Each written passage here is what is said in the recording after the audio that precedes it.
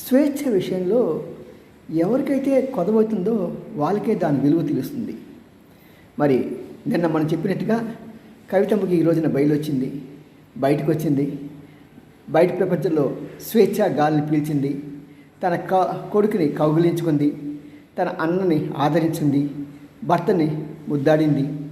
మొత్తానికి కార్యకర్తలందరికీ చాలా సంతోషకరమైన విషయం. అన్నిటికన్నా మిన్నగా కేసీఆర్ ఎంత సంతోషపడి ఉంటాడండి. మరి ఇలాంటి ఒక మంచి సందర్భంలో రేపటి రోజున ఆవిడ మళ్ళీ తిరిగి హైదరాబాద్ రావడం జరుగుతుంది. అనుకున్నట్టుగానే రేపు పెద్ద ర్యాలీ చేస్తారు.